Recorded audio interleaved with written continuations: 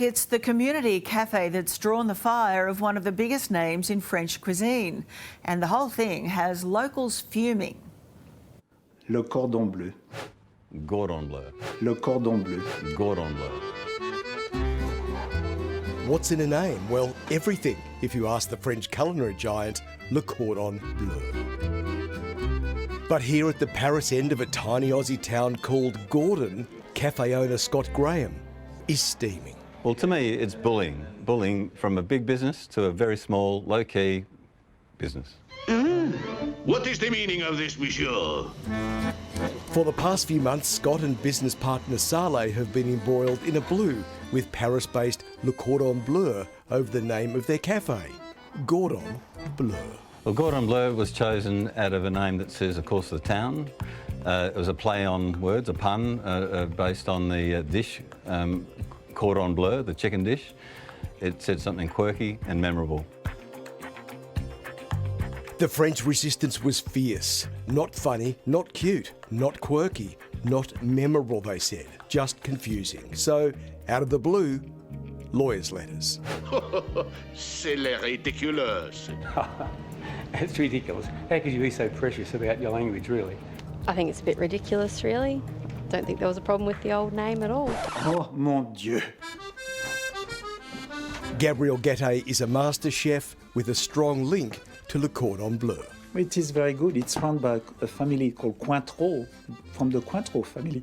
They actually came from my region, and when I was a young chef, I used to cook for the family in the hotel, in the restaurant I used to. His take on Le Cordon Bleu versus Cordon Bleu? Vous plaisantez. So every organization, serious organization that has got a name, a reputation, that are employing a lot of people, they need to protect themselves. And what the other people did, that small cafe, it was cheeky.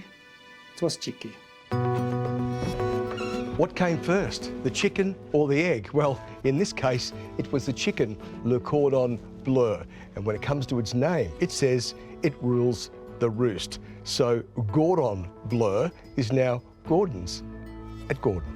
To be in such a small country town, it's really unfortunate because the locals know it as, the original name.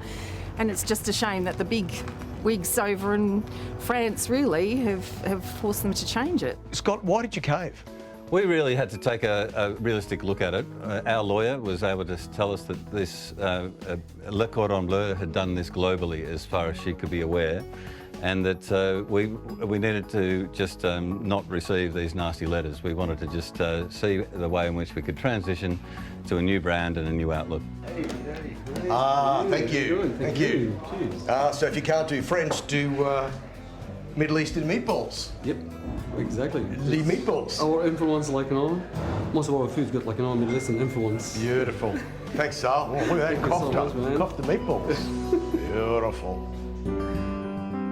Le Cordon Bleu is 125 years old, the cornerstone of French cooking. It has the largest network of culinary and hospitality schools in the world.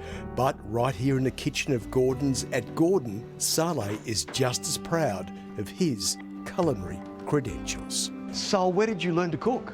Mum and Dad and one friend of mine. Okay, so Mum and Dad Bleu?